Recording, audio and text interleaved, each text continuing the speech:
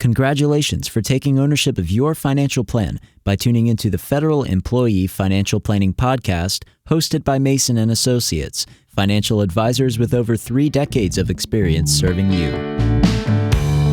You will rest easy once your plan is done. You will see clearly just how you have won. Gone are the times where you'd hope and pray. It's gonna be a bright Welcome to the Federal Employee Financial Planning Podcast, hosted by Michael Mason, Certified Financial Planner, John Mason, Certified Financial Planner, and Tommy Blackburn, Certified Financial Planner and Certified Public Accountant. Mason & Associates have over 3 decades of experience helping federal employees with their financial plans. Thank you to our audience for following and being a part of our podcast journey for over a year now. As we enter year 2, we're really excited to continue releasing this content at a minimum of twice per month like we did last year, and potentially scaling and releasing more content in 2023. If you're new here, we're Mason & Associates. We're a financial planning firm in Newport News, Virginia. We work with clients throughout the United States, helping federal employees not only in their retirement plan, but their tax planning, estate planning, and all aspects of financial planning. If you're interested in becoming a client, we are accepting new client relationships this year, and that's standard for us. We hope to grow our client base at a reasonable rate over a period of time, and this podcast gives us the ability to, one, produce excellent content where you can learn and have some guidance and some insight into these complex benefits from certified financial planners who specialize, as well as potentially, as a prospecting method, as an ability to generate new clients for Mason & Associates. So we're really excited about this. If you think you're a good fit, you can listen to the new client process and experience, which is on our homepage at masonllc.net, and also available on all those major platforms where you're listening today. Our phone number, 757-223-9898. And one other important note as we kick off this show is we're not sponsored. So this content is produced by Mason & Associates for our audience. So no direct sponsorship. This is just Mason & Associates content. And my host, Mike and Tommy, how are y'all doing today? What's been new? And any stories that you want to share before we get rolling?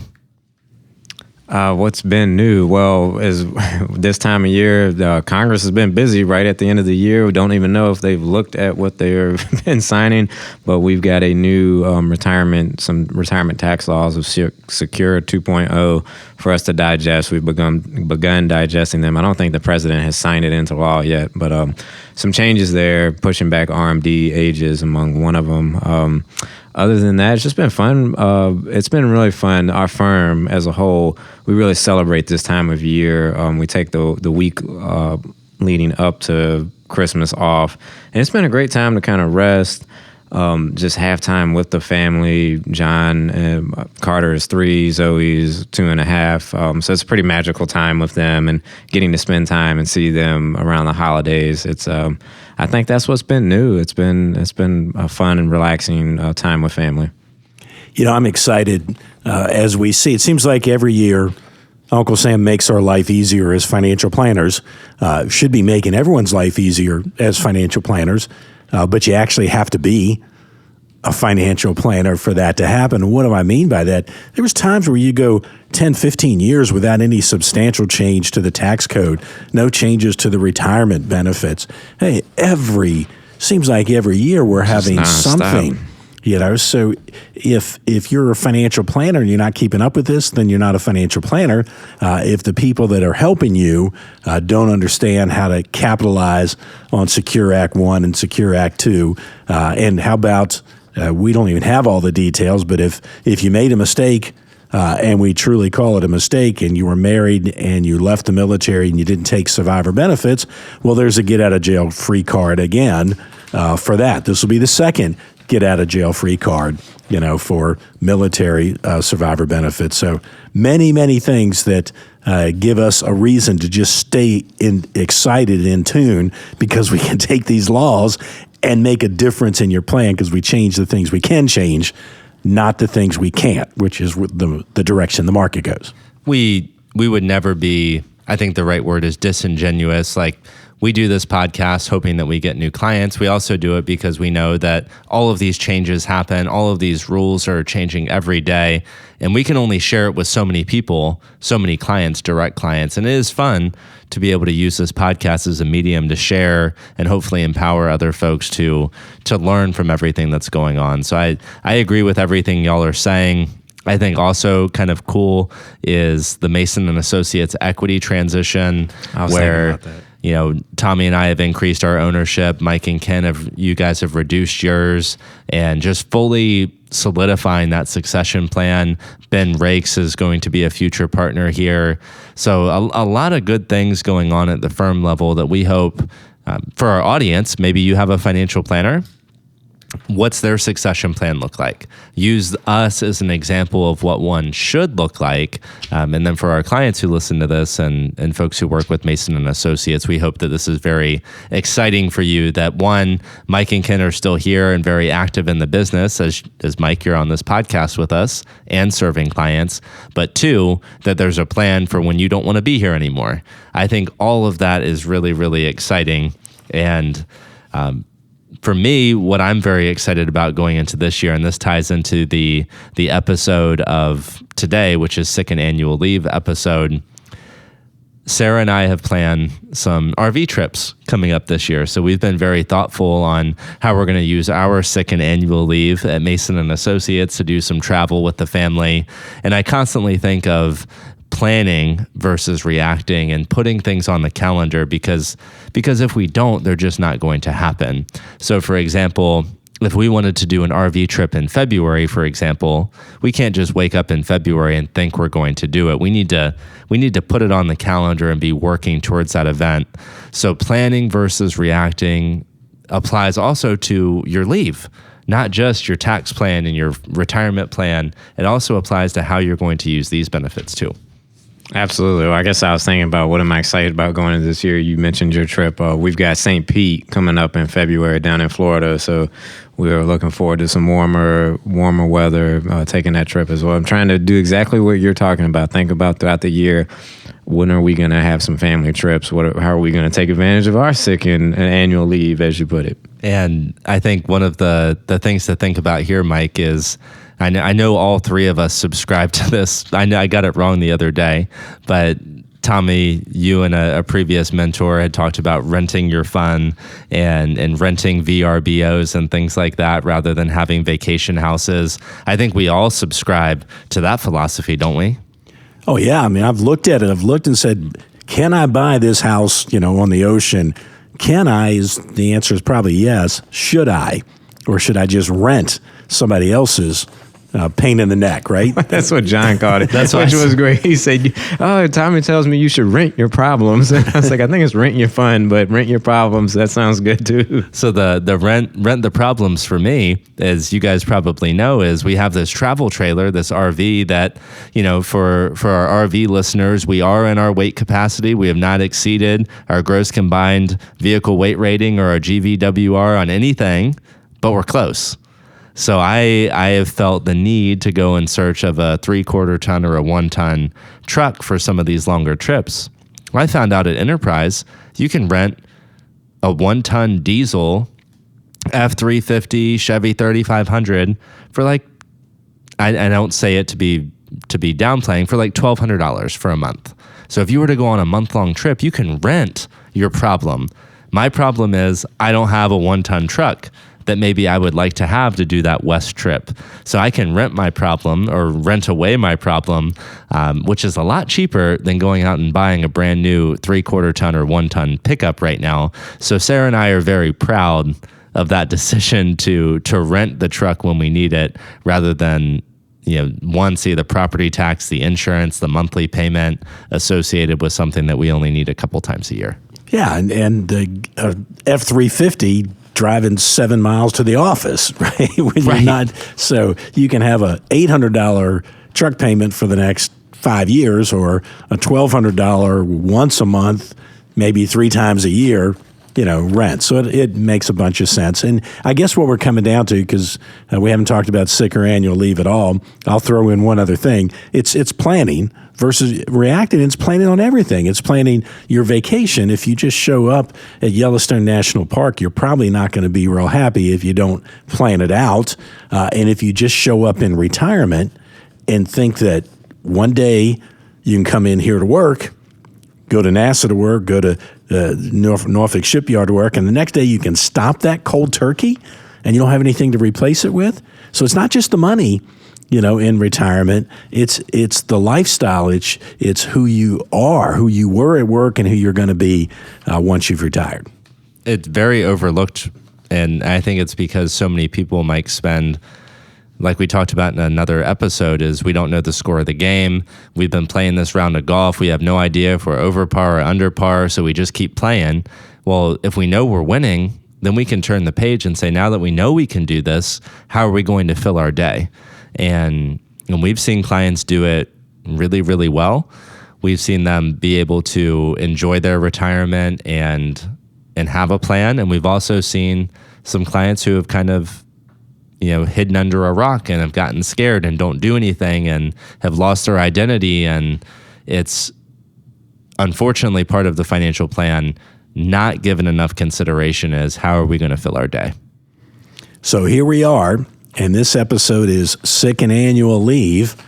So we want to talk about, 1, what it looks like, 2, how are you going to plan your sick and annual leave, not only today, but as you head towards retirement. Yeah, the rules, the psychology behind how we use it or when we use it, how we're going to plan for those trips. So I think we have a lot to cover during this episode. And Tommy, I don't know what you think about maybe kicking off with some of the psychology behind it. Yeah, psychology, that's exactly what I was thinking we would start off with before we get into the rules. And I guess it's been interesting for me, 3 years now, specializing with federal employees. And what do you see? Well, you always see these gigantic sick leave balances that have been carried, and we usually carry them into retirement, and it's going to affect our pension and how it's calculated. But that's the psychology of it. Is it seems to be pretty prevalent to not use it at all.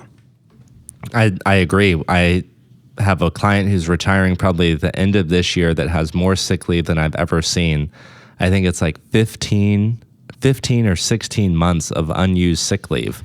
And not only that, we have our 240 hours that have been carried over, plus whatever he accrues throughout this year. So I don't know if it's the federal employee conservative mindset where they're worried what's going to happen. There's something's going to happen where I need to have all of this, but it's very rare unless somebody has gone through a cancer diagnosis, a heart attack, a major health event, either themselves or a family member, not to see gigantic leave balances.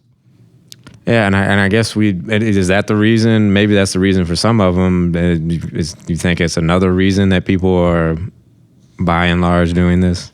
There could be this fear of that major illness, that could be around the corner. So I'm going to stockpile my leave. Of course, the older you get, the closer to retirement you get. You understand that if one of those things unfortunately comes your way, and we have an episode on it, the FERS disability retirement, CSRS disability retirement. I think we need to do one in the future, guys, on compassionate Social Security if you get one of those dread illnesses. So I think maybe that might be part of it. I have a real world situation just to discuss. It's amazing, if you paid attention to the news at all, and I know you guys did, the railroad unions were about to strike. They couldn't come to an agreement. The big issue was sick leave. It got to Congress, and members of Congress, of course, are federal employees who get at least 13 days of sick leave. And Congress, because railroad can't strike, Congress forced a bill upon them that they got a pay raise, but absolutely no sick leave for railroad employees. And federal employees have 13 days, at least 13 days of sick leave, 26 days of annual leave. And I'm not doing this to make you feel bad, but you have a whole lot of time that you don't have to go to work. You want to use it appropriately. As we think about the psychology behind it, in my experience, guys, after 12 years, it seems that most people hoard it. The word that comes to mind is we hoard it, and I can't tell people how they feel or why they should feel the way they do. That's not our place. But it seems like a hoarding mentality, or like the desire to have the maximize button. And in my experience over these 12 years, it's been hoard the sick leave and then guarantee or do everything in my power to retire with 400. So you get to carry 240, retire with 448 hours of annual leave because I need that lump sum to retire. And I just don't think that this is necessarily a healthy mindset. And I've noticed, maybe you guys have too, that the quality of life for federal employees appears to be deteriorating. And I've never set foot inside of a federal employment. I've never been a federal employee. But as we see clients come in and retire, they are not happy. Some of them have physical health issues because of the nasty environment, whether it be mold in the buildings, the ridiculous amounts of stress. It doesn't appear to be healthy. With all that being said, if the deterioration of the work environment's that bad and they have all these benefits, let's talk about that a little bit. Right, and that's exactly what I was thinking. Is it seems like, I don't know if it's a hoarding mentality or maybe there's even a culture of you shouldn't take advantage of your benefits. I'm not exactly sure what the driving force there is, but it seems detrimental to folks' health, and it would be good to use these benefits to, recharge, give your mind and your body a break, as you would think these things were designed so that you can bring a better version of yourself. And I know, John, at least I've heard it from you, and we probably all have said it, but you could probably work a longer career if you actually took some mental days, some time to yourself, took some fun trips, went out with the family. If you did that versus you just grind it out constantly and refuse to take any time off, then, retirement can't come quick enough when you're in that world. Absolutely. You think about, if I could extend my career 3 more years, and all of a sudden those 3 years from when we got these monster inflation years, and now all of a sudden I'm getting that as a pension for the rest of my life. Maybe it got me to age 62 and I got that 10% bonus. So sick and annual leave, relax, recharge, extend your career. Mike, I think you can hit on 2 stories here. One, I think the grandpa story of how he used his sick leave, because not only was that good for his mental health, it may have saved his life too.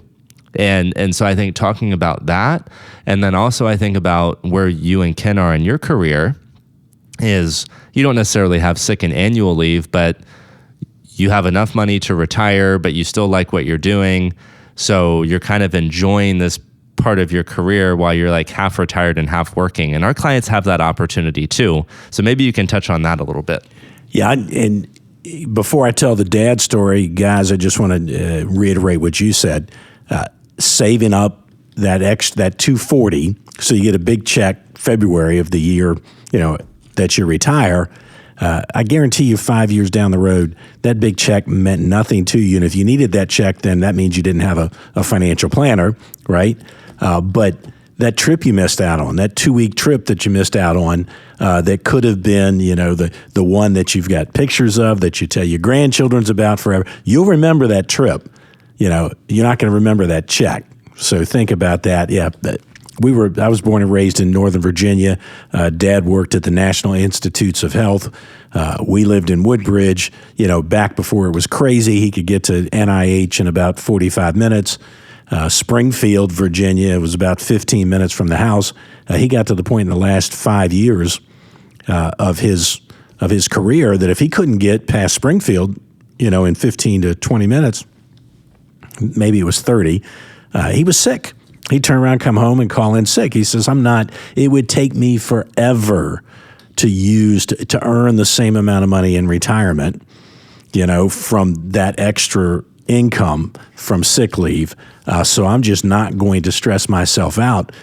Anybody that drives in Northern Virginia knows that that's just not worth it. Yeah, him using his sick leave, he lived a long life. And by doing that simple rule, if I can't get to Springfield in X minutes, I'm going home. How many accidents were on I-95? How many accidents were on 495 and 295, however he got to NIH, that he avoided just because he used his leave? Right. And as we look at this, and we're fortunate enough, we haven't always been this way, but we've built a practice that all of us can be proud of. That's 2003 is when we started Mason and Associates.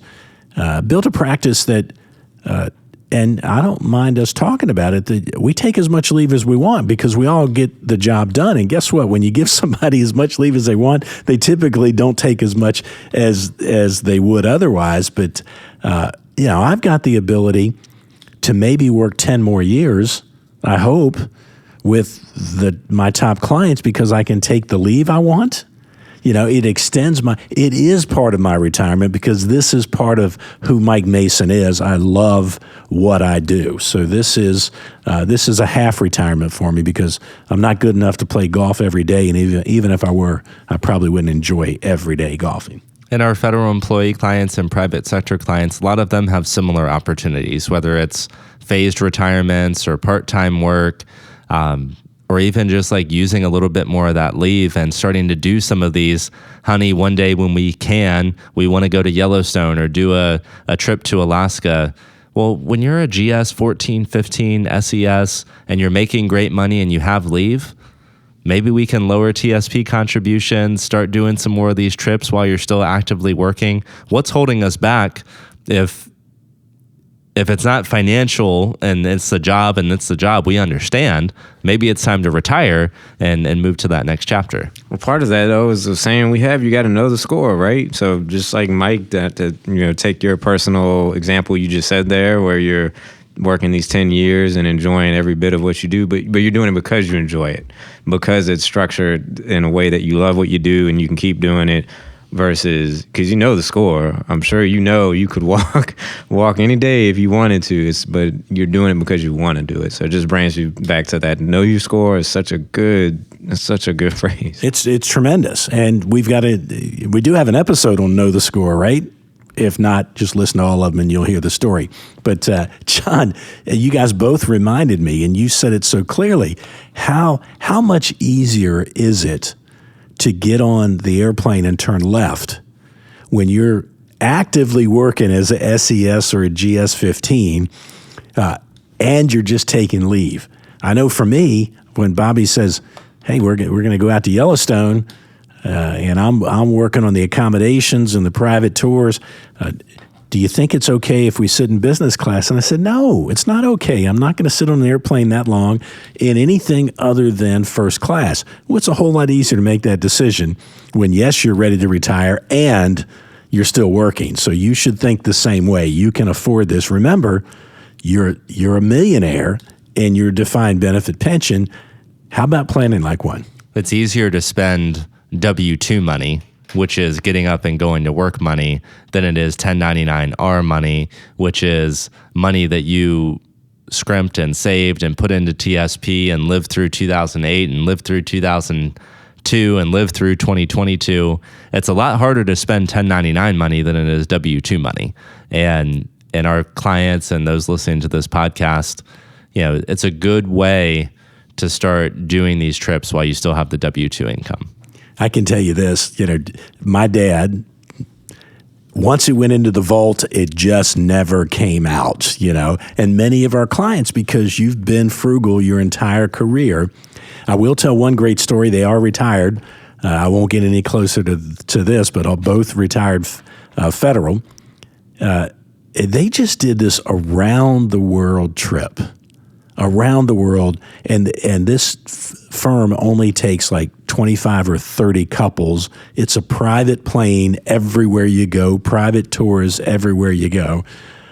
They pulled some money out of the vault to do it, but when you know the score, Tommy, I've looked at this, and it's six figures to get this done.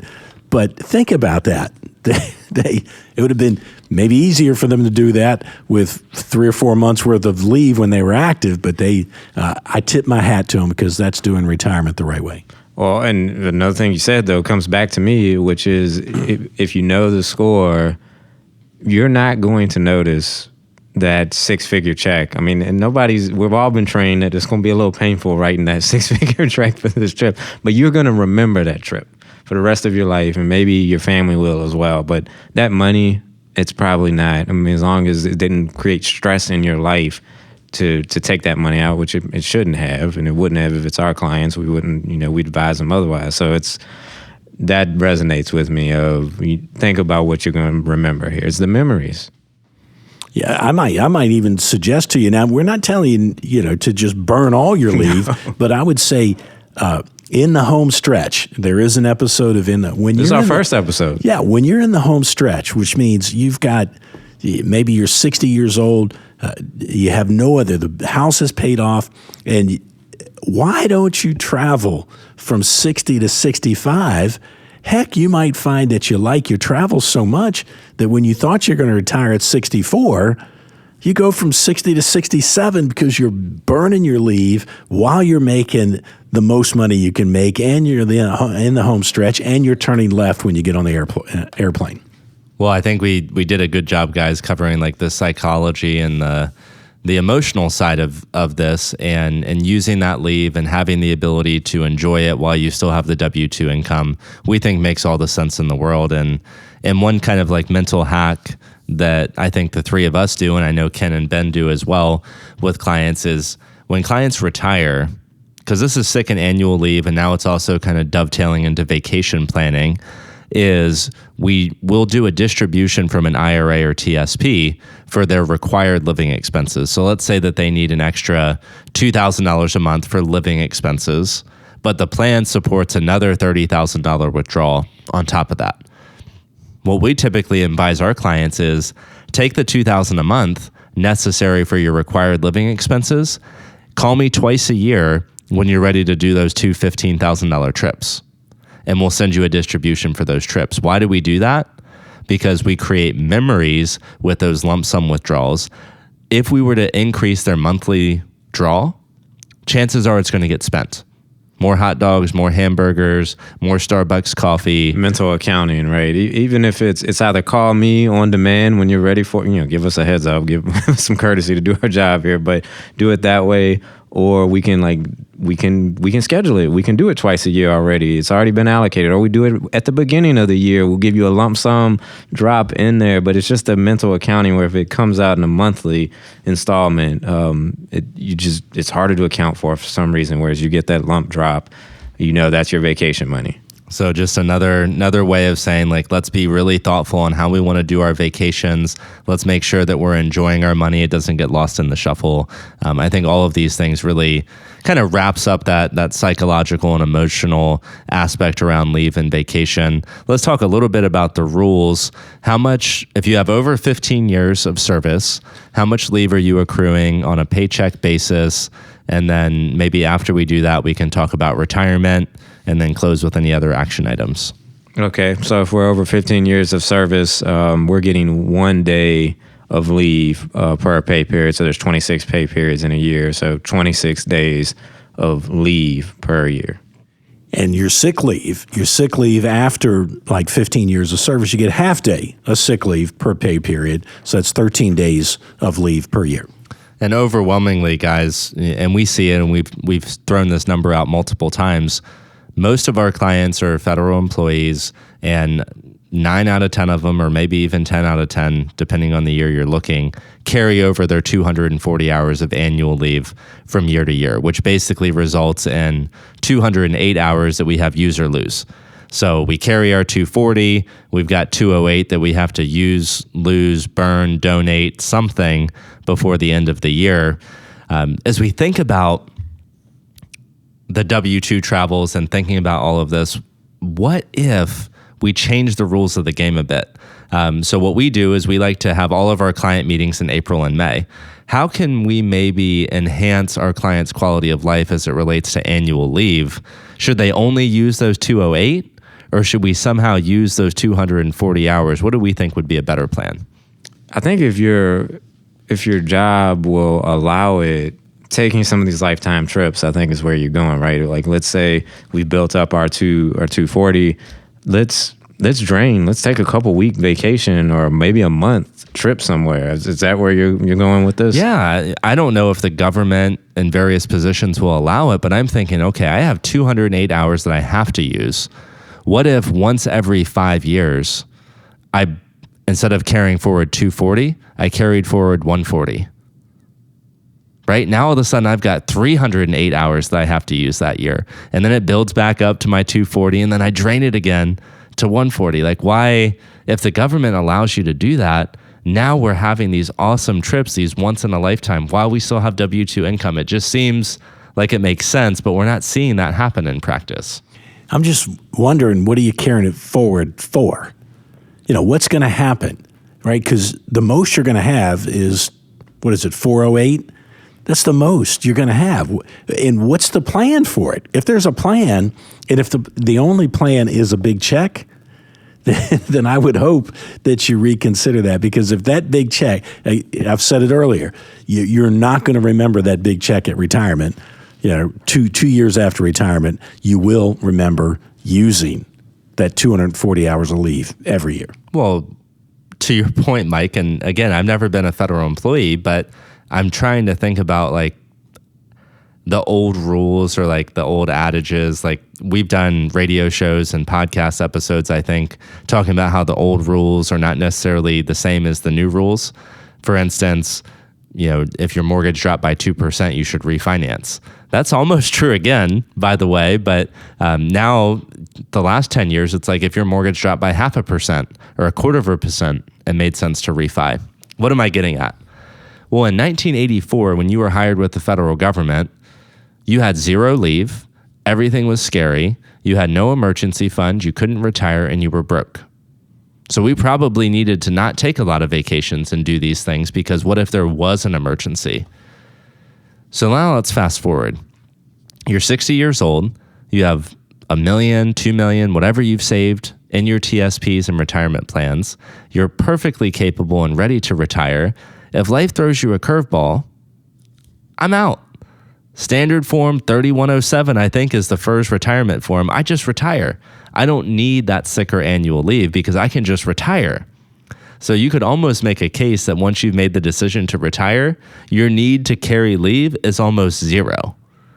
But my need to carry leave when I'm 25 with a kid is much higher because I have a lot more uncertainty in my life. So I just think maybe we've reached a point where leave is irrelevant once you kind of hit that MRA. Well, now you're talking the psychology of a federal employee. We've said often that you're frugal. You're trained to be frugal early, and around the coffee pot or the water cooler, we talk about how we're over-benefited and underpaid, and then you listen to a podcast of Mason and Associates and you find out you're a secret millionaire, but you don't arrive at secret millionaire status the day you sign up for federal employment. You arrive there over a career, really, and if you've spent that career training yourself one way, John, you make a great point, when you reach that status, and back to Tommy, when you reach that status, it'd be good to know it. And that's our episode of Knowing the Score. And once you know the score, and a good financial planner is going to help you know that, then maybe that leave thing that you've ingrained, the old rule of thumb you were thinking about, that you've ingrained in yourself, it's changed. And you shouldn't be using the rule of thumb of a 25-year-old. You should be using the rules of the 55. It's classic planning, as I think about it, of what was a strength throughout your entire life, being frugal. And there was good reason. You laid it out, John. In the beginning of your career, there was good reason to do these things. It was a strength. Save, prepare. It can become a weakness later on in life. You wake up and you don't realize the score has changed. The game has changed. We're afraid to touch what we've saved for this day. And it can become a weakness. We continue to live frugally versus taking that six-figure trip or whatever it is you're having. So that's a good astute point, I think. And one other rule that I think we want to cover, one of you guys take it, is sick leave. How does that work for retirement? How did that change a few years ago? And just specifically talking about how we need to be thoughtful as we get closer to retirement on those rules. So, Mike, I think you've definitely had some good analogies on this. Yeah, and I'll jump in there. We'll make it real easy. Let's say, let's just make it a year, so it makes life really easy. So if you make $100,000 and you have a year of unused sick leave, well, that's going to add one more year to your retirement calculation. And if you're FERS, one more year will use 1%. For anybody that's bean counting me, it's 1.1 if you're over 62, but it's 1%. So 1% more of $100,000. My math tells me that's $1,000. But if you use that sick leave while you were working, well, you get dollar for dollar. So you had a year's worth of sick leave that gets you $1,000 a year in retirement, or you used it up over a 4 or 5 year period leading up to retirement, and Uncle Sam paid you $100,000 for it. So it seems like you're not going to live long enough in retirement to recoup the unused full pay sick leave. And it was a few years ago now. It feels like it was yesterday, but they changed it where it used to be for FERS, only 50% of your sick leave counted towards your retirement. And I think it was like nurses were the only group of folks who it was 100% counted. So that's changed. So 100% of sick leave now counts towards the retirement calculation. But we need to be careful, Tommy, that we don't retire with 31 years, 11 months, and 29 days of service, right? Right. So we have to look at what is our total service going to be and how the sick leave adds into it. And so only years and complete months count, days do not. But so it's not just like how many days of sick leave do we have. We have to add it to the total service time to figure out where we are. And if we have days in that calculation, then we need to choose a different retirement date or use up some of that leave. That's right, because if you have 29 days of sick leave, that does nothing for you. It doesn't add to your retirement. You don't get paid for it. It is truly just lost time. And we know you exactly don't like that. I was thinking. We know you don't like that. Yeah, we give you that information. We know exactly you're going to take action. It's not that scenario is not going to happen. Yeah, well, 29 days might as well be a month, and that's 1/12 of $100,000 in my scenario. That's giving up a chunk of change. Well, another fun episode of the Federal Employee Financial Planning Podcast.